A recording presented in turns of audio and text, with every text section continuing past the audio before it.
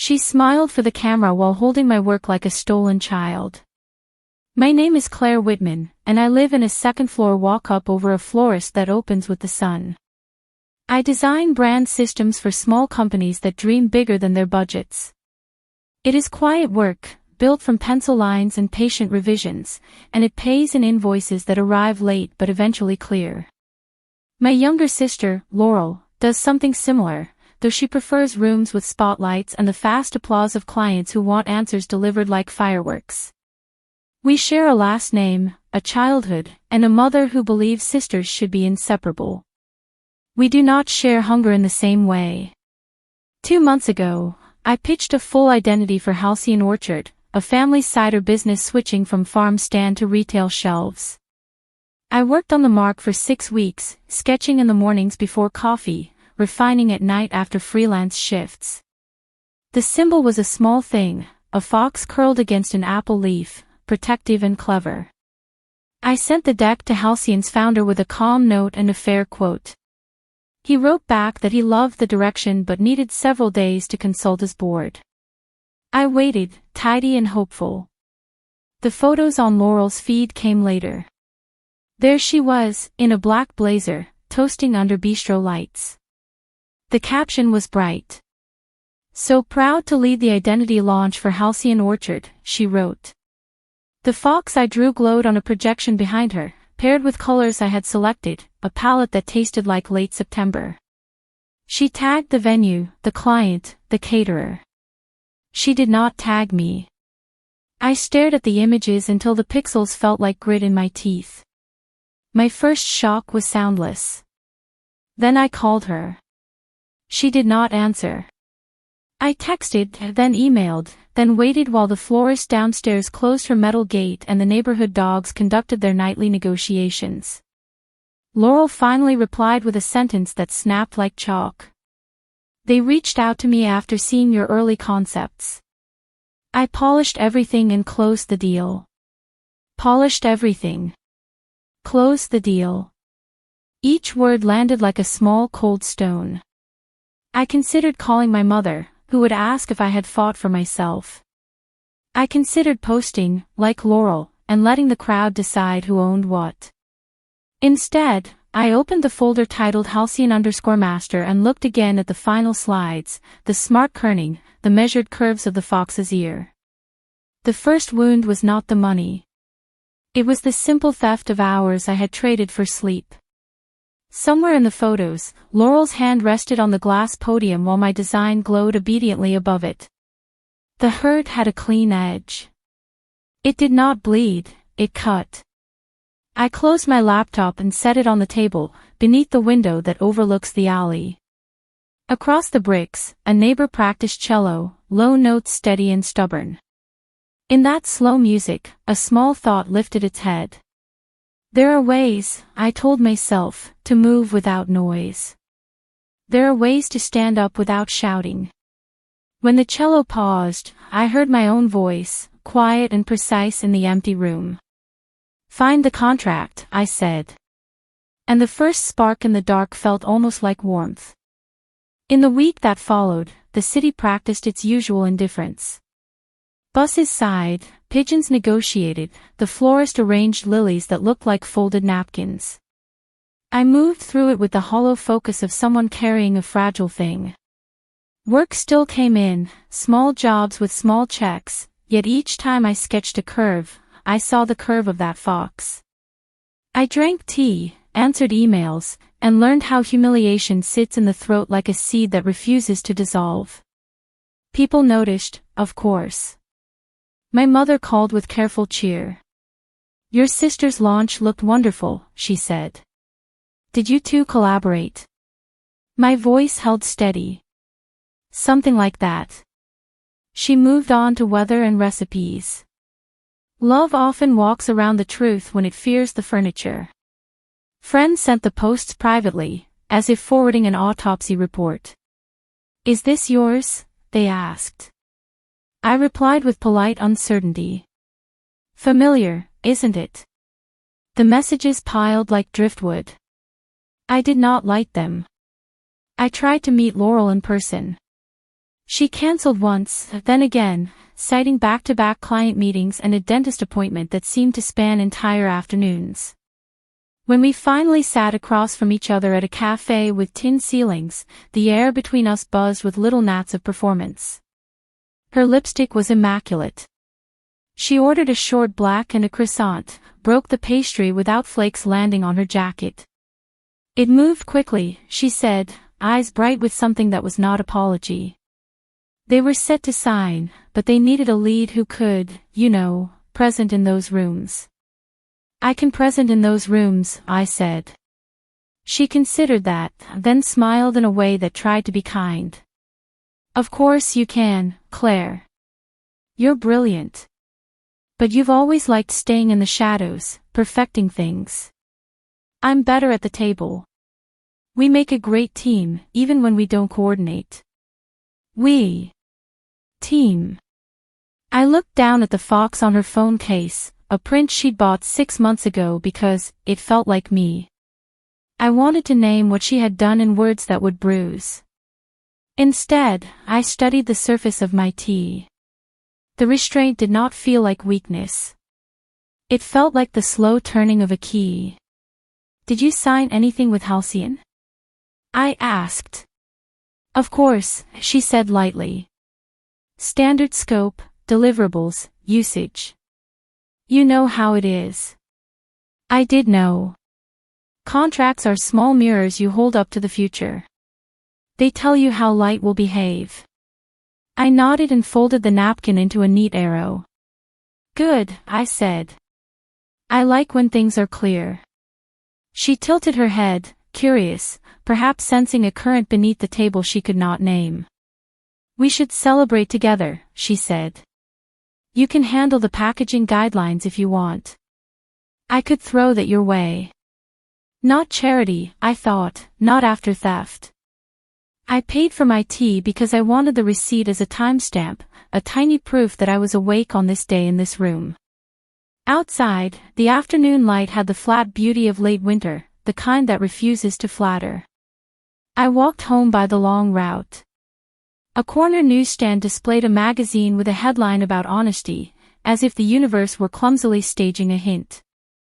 The cello was silent when I returned. I sat at my desk and opened a blank document. I listed what I knew, then what I suspected, then what I needed. The order made me breathe easier. At the bottom, I wrote a single sentence that steadied my hands. I will not raise my voice. I will raise the truth. The proof appeared first as a memory, thin and exact. 2 months before, on a wet Thursday, Halcyon's founder, Daniel Pike, had sent me a PDF titled Engagement Overview. He had asked for a final contract with my name, for accounting. I drafted one, using the template I trust like a compass. The contract was clean. It named me as the sole designer and creative lead. It listed the deliverables, including the mark, palette, typography, and 2 rounds of revisions. It included a clause about attribution in public materials. It carried a simple signature line, mine and his. I had saved it, sent it, received his "looks good, signing now," and then waited for the board. The days had blurred. Then the posts arrived. I searched my folders with new hunger. There it was, Halcyon_contract_sign.pdf, nestled between draft invoices. When I opened it, the quiet in my apartment changed. Paperwork has a sound when it saves you. The signature block held my name and Daniel's, time-stamped the week before Laurel's launch. I read it twice, then a third time, searching for some loophole, some clause that might neutralize the ink. The language held. The fox was mine, and the authority to present it was mine. My hands shook in a small, methodical way. I printed the contract because I wanted to feel the weight. On the final page, the clause about attribution waited like a respectful guard. Public presentations, promotional materials, and press mentions shall credit Claire Whitman as designer. My name looked modish there. It carried a soft dignity that resisted theatrics. Proof needs a path, not a trumpet. I needed a guide to the path. I emailed a friend from art school, Jules, who had become a contracts attorney after a year of chasing magazine spreads. Her reply was immediate and warm. "Come by," she wrote. "Bring everything." Jules lived in a studio the size of a well-organized suitcase, lined with law books and plants that leaned toward the window like patients. She wore a navy sweater and kindness like a uniform. I placed the contract on her table and told the story without sharpening it. She read every page, tapped a line with her pen, and made a small approving sound. "This is strong," she said. "You have a signed agreement, explicit deliverables, and an attribution clause. If Halcyon showcased your work without credit, they are in breach. If your sister presented under her name, she misrepresented authorship. We can do this quietly." I let out a breath I had been rationing. What does quietly look like? A letter from counsel to Halcyon, reminding them of their obligations and proposing a correction plan. Attribution in all materials going forward. A public note of correction from them, not from you. An amended payment schedule for your work. And a request that any agency relationship with your sister be clarified or rescinded regarding this IP. What about Laurel? I asked, the question tasting like old copper. Jules considered the plants, then me. We keep it factual. No adjectives. We address the client, not the family. If your sister wants to discuss, she can do so after the truth stands on its own feet. We drafted the letter together. The language was spare. Our client, Ms. Whitman, is the sole author of the Halcyon Orchard identity, it began. Attached, please find the fully executed agreement dated. We included screenshots of Laurel's posts as exhibits, not condemnations. Jules sent it from her firm address, steady and clean. Before I left, Jules poured tea and placed a sugar cube beside the cup like a small, square kindness. "This isn't about vengeance," she said. "This is about alignment." On my walk home, rain lifted from the pavement in small ghosts. I thought of the fox curled against the leaf, a simple promise of cleverness and care. I did not rehearse speeches. I rehearsed stillness. Halcyon replied within 2 days, quick and professional, as good clients often do when someone shows them their reflection. Daniel requested a meeting with me, Jules, and their board liaison. The email carried a tone of practiced regret. "We were not aware of the discrepancy," it said. "We'd like to address it immediately." We met in a glass conference room that pretended to be neutral. The city moved on the other side like a restless projection. Jules sat to my left, her notebook open, her pen patient. Daniel arrived with a folder and a polite face. The board liaison, a woman with calm eyes, introduced herself as Marie. There was water on the table that no one touched. "Ms. Whitman," Daniel began, voice careful, "we appreciate your work. The identity is, it's exactly what we hoped. We regret the confusion around credit. We engaged Ms. Laurel Whitman after initial concepts were shared because she presented herself as co-creator. That was our mistake." Jules slid the signed contract across the table, aligning it with the polished wood. "This governs the work," she said. "The attribution clause is clear." Marie read the page, mouth a thin line that did not read as anger, only precision. "We will correct this," she said. "Press releases, website, packaging proofs, event recap. All credit will read Design by Claire Whitman. Payment will be adjusted to reflect full authorship and presentation." Daniel exhaled in a way that suggested relief had been invited but told to wait in the hallway. "We did not intend harm," he added. "Intention is a separate document," Jules said softly. There was a pause in which the room listened to its own air conditioner. Then, because truth becomes strongest when it stands simply, I spoke. "I ask only that the work be honored as written," I said. "And that future engagement, if any, comes through the door it promised. Marie nodded. Agreed. Laurel arrived late, as if pulled by the gravity of consequence. She slipped into the seat opposite me, left her sunglasses on the table like a prop that had missed its cue. Her eyes flicked to the contract, then to me. "What is this?" she asked, voice low and tight. "Clarity," Jules said. Laurel looked at Daniel. "We had an understanding," she said. "I was the face. I shepherded the launch. I deserve consideration." Marie's reply was gentle and unmovable. "Authorship is not a face," she said. "It is the hand." Laurel's gaze returned to me, hunting for heat she could skillfully parry. I offered none. I kept my hands folded. I watched the fox glide across a mock-up on the screen as Marie scrolled. It was beautiful work. The quiet inside me grew spacious. "You could have called me," Laurel said finally. "I did," I answered. She shifted, a small movement like someone adjusting a crown that has begun to weigh.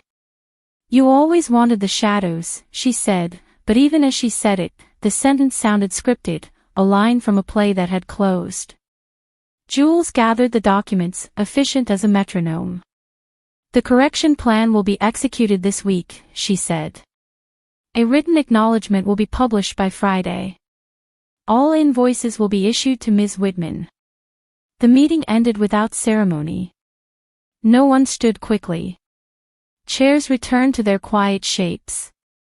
Outside the conference room, an intern laughed at something on a screen, life insisting on its own volume.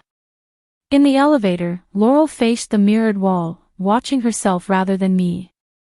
"You embarrassed me," she said, but her reflection did not agree. "I held a contract," I replied. "It knew my name." The elevator dinged. The doors opened to a lobby washed in afternoon light. We walked in separate directions, the distance measured not by steps but by a quiet that had finally found its right size. Justice did not clap. It breathed. It sat. It stayed. The correction arrived as promised, not grand, but exact. Halcyon Sight added a line beneath the fox, "Identity by Claire Whitman." Their press release issued a calm apology for an attribution error. The event recap swapped names. Packaging proofs re-rendered the credit panel. I received payment in 2 parts, each deposit landing with a soft chime that felt less like victory and more like the right shape returning to its place. I did not post about it. I kept the screenshots in a folder labeled Halcyon_after, as if the story were a room I could visit when needed. 2 new clients reached out, both saying they admired the restraint of my work. Neither mentioned the drama. That was a private weather system that had rained on my small street and then cleared. Laurel did not call for a week. When she did, it was evening, and the florist downstairs had already taken in the buckets. The window over my desk stood open, and a draft moved the curtains with a tired hand. "I read the statement," she said. The words came like someone tasting an unfamiliar fruit. "It was fair. Fair is the only diet I can keep," I said. She was quiet long enough for a siren to pass and become a rumor. "I pushed," she said finally. "I thought if I kept moving, no one would see the edges." Her voice was smaller than the rooms she liked to enter. "I'm sorry." I nodded, even though she could not see me. "I accept the apology," I said, because carrying it forward would feed nothing good. "But we will work separately." "I know," she answered. "I think it's better." We hung up like people setting down a weight they had both wrongly lifted. Spring arrived then, with ordinary beauty. The florist's peonies came fat and bashful. The cello across the alley learned a new piece that began uncertain and then steadied, like someone discovering that patience is louder than applause. I redesigned my studio website with a photograph of morning light across my desk. The fox looked out from a case study with no triumph in its eyes, only craft. On Saturdays, I walked to the farmer's market at the river and bought apples from the halcyon booth. Daniel Mand at once recognized me with the warm embarrassment of someone who has shaken a stranger's hand twice. He thanked me again for the work. I said he was welcome. We let the conversation end before it turned heavy. I brought the apples home and sliced them thin, arranging the pieces in a fan on a white plate. The knife lifted and set down with the care of a metronome. I ate slowly. The fruit tasted clean.